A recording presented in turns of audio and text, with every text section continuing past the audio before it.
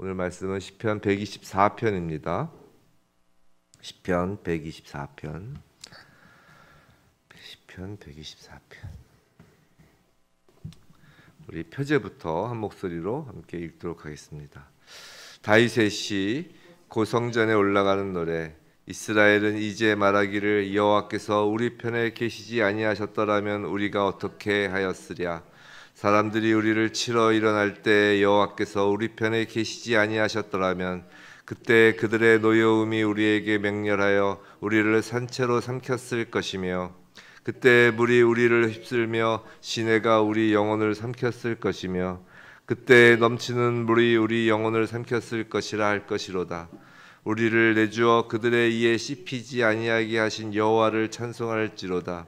우리의 영혼이 사냥꾼의 올무에서 벗어난 새같이 되었나니 올무가 끊어짐으로 우리가 벗어났도다. 우리의 도움은 천지를 지으신 여호와의 이름에 있도다. 아멘.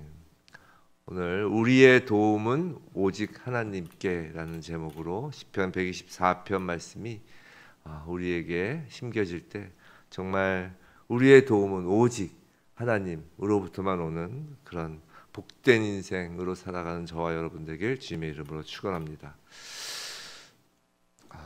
이제 오늘 내일 새벽 예배하고 이제 토요일은 저희 산지교회는 새벽 예배가 없고요. 주일날 광고를 좀 하면 이 아침에 다시 한번 이번 주일부터 산지교회 주일 예배가 오전 11시로 변경됩니다. 11시로 지금 썸네일이랑 뭐 이렇게 좀 홈페이지랑 교체하는 작업을 하고 있는데 착오 없으시기 바랍니다. 11시 이번 돌아오는 주일부터 11시 예배입니다. 말씀을 전하겠습니다. 오늘 시인 다윗은 이스라엘 백성과 함께 노래하기를 지금 원하고 있습니다. 이스라엘은 이제 말하기를 이라고 하면서요. 자, 1절, 2절 뭐가 반복되나요? 여호와께서 우리 편에 계시지 아니하셨더라면 이라고 1절에서도 얘기하고 또 2절에서도 여호와께서 우리 편에 계시지 아니하셨더라면 이라고 반복합니다. 이렇게 두 번 반복하면서 하나님께서 우리 편이었던 것을 기억하라 라고 지금 노래하고 있는 것이에요. 하나님이 우리 편이 아니셨다면 우리를 치러 일어난 자들이 3절 우리를 산채로 삼켰을 것이고 또 4절에서 뭐라고요? 물이 우리를 휩쓴 것처럼 시내가 우리 영혼을 삼켰을 것이고 5절 또 우리 영혼을 넘치는 물이 우리 영혼을 삼켰을 것이다 라고 다시 강조합니다. 즉 우리는 삼킴을 당하였을 것이다 라는 것이에요. 자, 우리를 산채로 삼키고 우리의 영혼을 삼키는 것. 자, 지금 삼킴이라고 하면 우리는 어떤 말씀이 기억나나요? 곧바로 이런 말씀이 떠오를 것입니다. 베드로전서 5장 7절에서 9절 말씀 제가 읽어드릴게요. 너희 염려를 다 주께 맡기라. 이는 그가 너희를 돌보심이라. 근신하라 깨어라. 너희 대적 마귀가 우는 사자같이 두루다니며 모할 자를 찾나니 삼킬 자를 찾나니. 9절 너희는 믿음을 굳건하게 하여 그를 대적하라. 이는 세상에 있는 너희 형제들도 동일한 고난을 당하는 줄 알미라. 아멘. 베드로전서 5장 7절에서 9절 말씀 유명한 말씀이죠. 우는 사자같이 두루다니며 삼킬 자를 찾나니. 자, 마귀가 우는 사자같이 두루다니며 삼킬 자를 찾는다고 합니다. 마귀는 언제나 우리를 삼키려고 하는 것이에요. 마귀는 그 교회 밖에 있는 사람들을 삼키려고 하지 않습니다. 이미 그들은 자신의 영역이에요. 우리가 삼키는 건 자신의 영역 밖에 있는 사람들을 삼키는 거잖아요. 즉 하나님의 자녀된 우리를 늘 마귀는 삼키려고 넘어뜨리려고 합니다. 그래서 예수 믿으면 힘든 거예요. 그때부터 영적 전쟁이 시작되는 것이니까. 마귀의 목적은 우리를 삼키는 것입니다. 근데 그런 마귀의 공격에 대하여 우리는 그럼 어떻게 해야 될까라는 생각이 듭니다. 자, 베드로 사도는 방금 읽어드린 그 베드로전서 5장 7절에서 9절 말씀에서 베드로 사도는 너희 염려를 다 주께 맡기라 라고 했어요. 왜냐하면 주께서 우리를 돌보시는 분이기 때문입니다. 그리고 또 9절에서는 믿음을 굳건히 하라 라고 하셨어요. 베드로전서 5장 9절 오늘 본문이 아니고요. 오늘 본문은 8절까지밖에 없어요. 믿음을 굳건히 하라 라고 합니다. 일맥상통하는 말이에요. 내 염려를 다 주께 맡기라와 믿음을 굳건히 하라라는 게 사실 다른 말이 아니라는 것입니다. 우리 주님을 향한 신뢰를 놓치지 말고 모든 염려는 주님께 맡기는 것이야말로 마귀가 우리를 삼키려는 그 시도를 좌절시키는 방법이라는 것이에요. 그런데 우리가 하나님을 믿고 하나님께 모든 염려를 맡기는 것에는 전제 조건이 있다는 것을 아셔야 돼요. 그건 하나님이 우리 편이어야 한다는 것입니다. 하나님이 우리 편이어야 우리가 믿고 맡길 수가 있잖아요. 그리고 또 하나는 우리가 하나님이 우리 편이라는 사실을 확실히 기억하며 알고 있어야 한다는 것이에요. 하나님이 우리 편이라는 사실을 확실히 알지 못하면 믿고 맡길 수가 없잖아요. 하나님이 아무리 우리 편이셔도 우리가 그 사실을 확실하게 알지 못하면 염려를 맡길 수 없다고요. 하나님이 우리 편이신 것과 그 객관적 사실과 하나님이 우리 편이신 걸 아는 나의 주관적 인식은 다른 거잖아요. 아침부터 객관적, 주관적 어려운 말 써서 죄송합니다. 그 정도는 괜찮죠? 아무리 아침에도. 하나님 우리 편이신 객관적 사실과 우리가 그것을 아는 주관적 인식은 다른 거라고요. 그렇다면 성도 여러분, 여러분은 하나님이 여러분 편이신 것을 어떻게 아시나요? 하나님이 여러분 편이라는 걸 아시려면 뭔가 그 아는 통로, 인식의 통로가 있어야 될 거 아니에요. 여러분의 삶 속에서 하나님이 여러분 편이신 것을 경험한 적이 있으신가요? 하나님이 여러분 편이셔서 실제로 인생의 위기를 모면하고 어려운 문제가 해결된 적이 있으신가요? 다윗에게는 그런 경험이 많았죠. 어린 시절 광야에서 양을 칠 때 사자와 곰을 만나도 그때마다 하나님의 도우심을 경험하였습니다. 또 골리앗과 싸울 때도 다윗은 하나님이 자신의 편임을 경험하였죠. 사울의 공격에도 또 압살롬과 측근의 그 수많은 그 배신 속에서도 또 수많은 전쟁터에서도 다윗은 하나님께서 자신의 편에 서 계심을 알고 하나님만을 신뢰하며 의지할 수 있었어요. 그럼 우리는 어떤가요? 우리에게도 그런 경험이 있나요? 물론 그런 경험이 있으신 분도 계실 것입니다. 정말 하나님의 도우심이 아니라면 설명될 수 없는 경험 말이죠. 기적적으로 현대의학으로 희망이 없다고 하였는데 병이 나은 경험이 있을 수도 있고요. 더 이상 희망이 없다고 하는 어떤 경제적 상황, 사업적인 상황에서 기도밖에 할 수 없어서 기도했는데 전혀 예상하지 못하는 곳에서 도움을 받아가지고 기사회생처럼 그 사업이 살아난 경험이 있을 수도 있을 것입니다. 또 꼭 그렇게 커다란 기적을 경험한 적이 없다 해도 삶 속에서 하나님과 동행한 잔잔한 경험을 하는 경우도 있죠. 그런데 그런 경험이 전혀 없는 경우도 있습니다. 아니 그런 경험까지는 아니어도 오히려 예수를 믿어 빠짐없이 교회에 나가는데도 삶이 나아지기는커녕 삶이 더 어려워지는 경우도 있어요.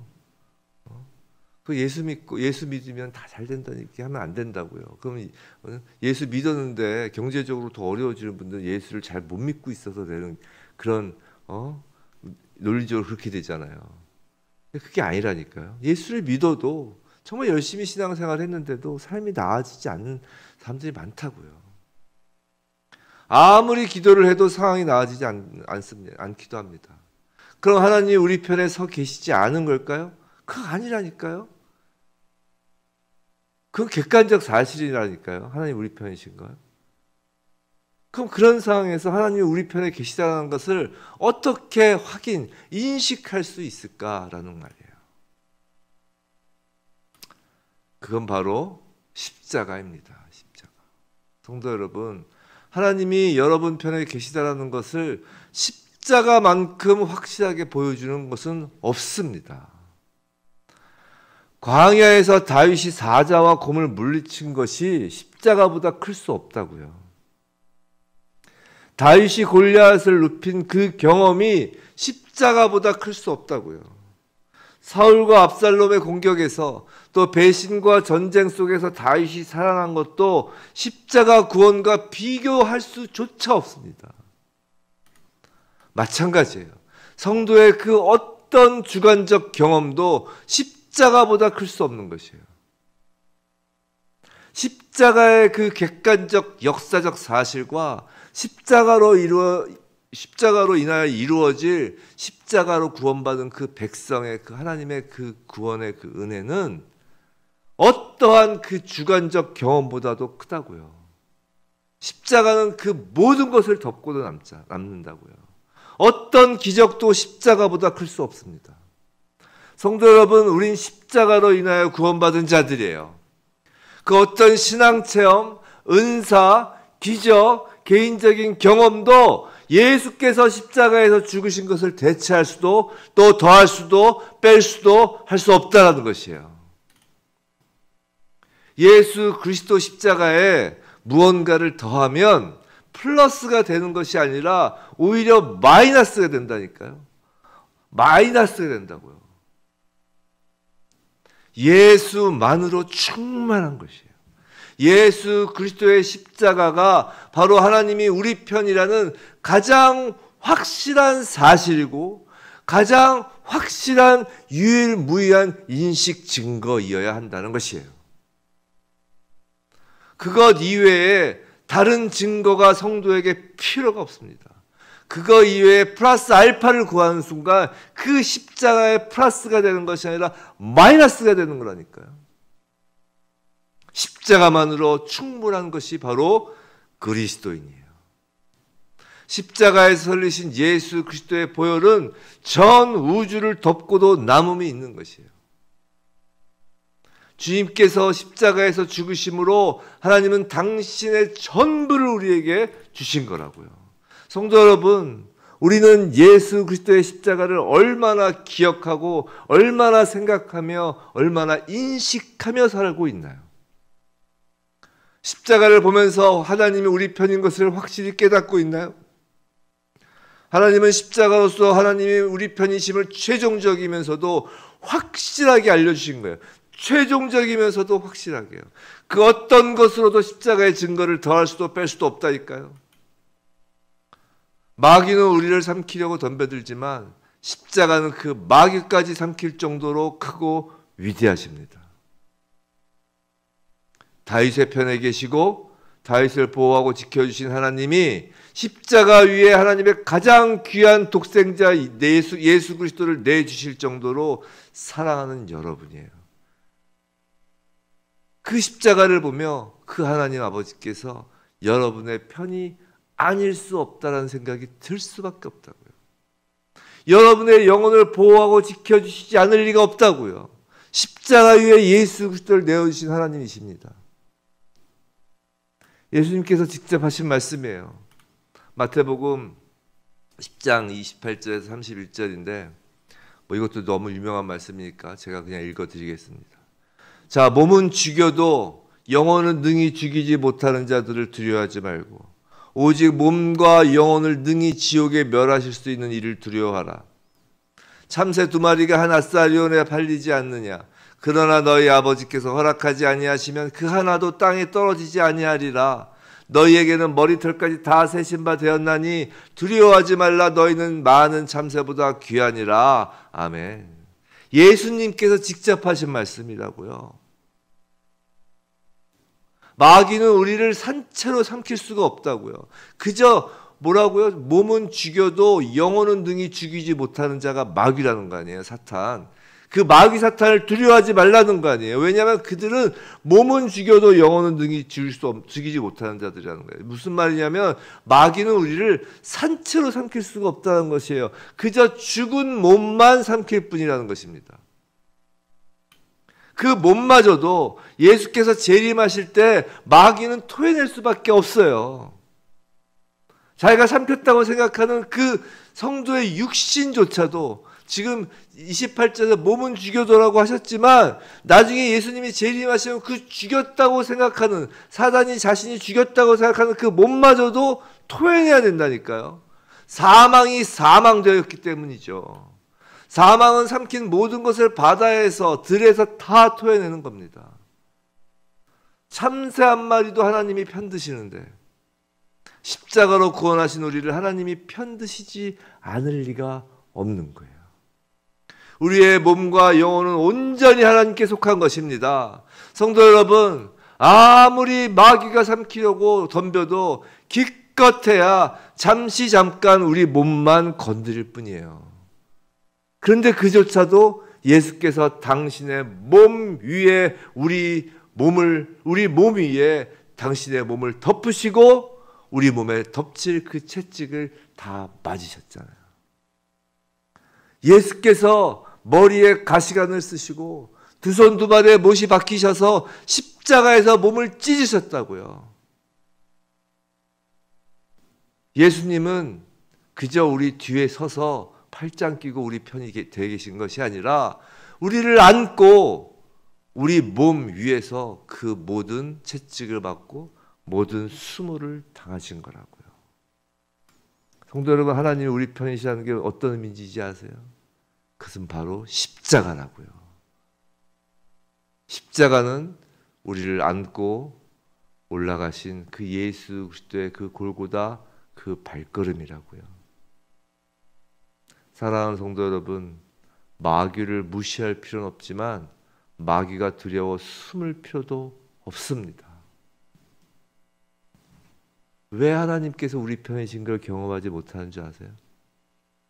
그건 두려워서 숨어서 그런 거예요. 생각해 보세요. 다윗이 골리앗하고 싸우는데 만약에 그 형들 도시락 가져다 주러 갔던 거 아니에요, 전쟁터에. 골리앗이 막 그렇게 하나님을 모욕하는 소리를 듣고도 다윗이 두려워서 다윗 앞에 나서지 않았다면 다윗이 하나님이 자신의 편인 걸 경험이나 했겠냐고요.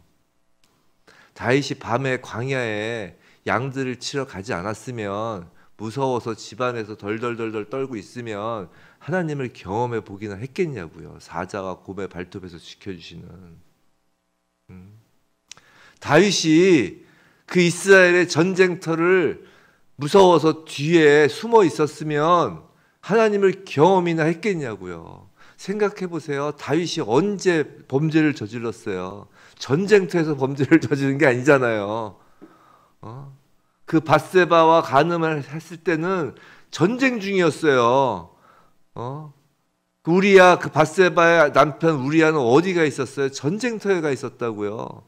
전쟁이 끝나 있는 상태는 아니었어요. 다만 이제 다윗이 나갈 정도는 아니니까, 이제 왕이니까 이제 예루살렘 성에서 그냥 계세요. 왕이니까 보호해야 되니까. 전쟁 그 현장에 없이 뒤에 물러나 있었을 때 자신의 부하들은 전쟁터에서 싸우고 있는 그 사이에 간음한 거라고요. 밧세바를. 우리가 왜 하나님이 우리 편이신 걸 경험하지 못합니까? 우리가 왜 마귀에게 삼킴을 당한 위기에 놓이는 거냐면 바로 그 전쟁을 피하기 때문이에요. 두려워서 방 밖에 나가지 못하기 때문입니다. 하나님 나라의 일을 감당할 엄두를 내지 못하기 때문이에요. 부딪혀보지 않기 때문입니다. 골리앗 앞에 나가야 하나님을 경험하는 것이에요. 골리앗에 숨어버리면 하나님을 경험 못하는 것입니다. 성도 여러분, 마귀를 무시할 필요는 없죠. 있으니까요. 골리앗이라는 마귀가 있잖아요. 하지만 마귀가 두려워 숨을 필요는 없는 것입니다. 하나님이 우리 편이기 때문이에요. 마귀는 예수님 앞에서 꼼짝도 못합니다. 우리 공관복음, 요한복음, 우리 사복음서에서 계속 보잖아요. 마귀가 꼼짝을 못하잖아요. 예수님 앞에서 그저 도망가기에 급급한다고요. 우리 안에 있는 우리 편이신 하나님 앞에서 마귀는 아무런 힘도 쓰지 못한다고요. 마귀가 아무런 힘도 쓰지 못하니까 하나님 앞에서 하나님에 대해서 뭘 못하고 그 하나님의 사람인 우리를 삼키려고 하는 거라고요. 근데 우리가 싸우는 것이 아니라니까요. 어떻게 하나님 우리 편이 되신다고요? 우리를 덮으심으로, 우리를 안아주심으로 하나님이 싸우시는 거라고요. 그저 우리 편이신 하나님에게만 딱 붙어 있으면 되는 것입니다. 예수 그리스도의 십자가를 늘 마음에 품고 있으면 되는 거라고요. 정말 하루 24시간 동안 어제 말씀드린 것처럼 나의 주인이 누구신가? 나의 아버지가 누구신가? 그래서 얼마나 우리가 인식하며 살고 있습니까? 우리가 십자가로만 우리 하나님과 우리가 한편이 되는 것입니다. 십자가로만 우리가 사람을 의지하지 않을 수 있는 것이에요. 사람을 의지하는 순간 그 순간 낭떠러지로 떨어지는 것입니다. 물론 사람끼리 서로 돕지요. 하나님 보내주신 사람이 있죠. 그건 서로 돕는 것이고 설사 그 사람이 도움이 없더라도 하나님의 도움이 있다라는 그 믿음이 필요한 것이에요. 그래서 사람에 매이지 않는 것입니다. 돈에 매이지 않는 것이에요. 돈을 의지하면 하나님이 사랑하는 자녀에게는 돈을 없애세요. 돈을 의지하는데 하나님이 사랑하는 자녀라고 하면서 그 돈을 더욱 막 풍성히 주면 그건 하나님의 자녀가 아니에요. 부디 십자가 위에서 너희 편이다, 내가 너희 편이다 라고 내미시는 그 하나님의 손을 붙잡고 날마다 오늘 부른 우리 함께 부른 그 찬양처럼 날마다 주님을 찬송하면서 할렐루야 할렐루야 찬송하면서 그 주님을 찬송하면서 우리가 마귀에게 쫓겨다니는 것이 아니라 마귀를 두려워 숨는 것이 아니라 마귀를 쫓아내며 살아가는 우리의 걸음걸음마다 우리를 보고가 아니라 우리 안에 계신 예수 그리스도를 보고 마귀가 두려워 쫓겨가는 그렇게 우리는 인생을 승리하며 살아가는 우리 모두이길 주님의 이름으로 축원합니다.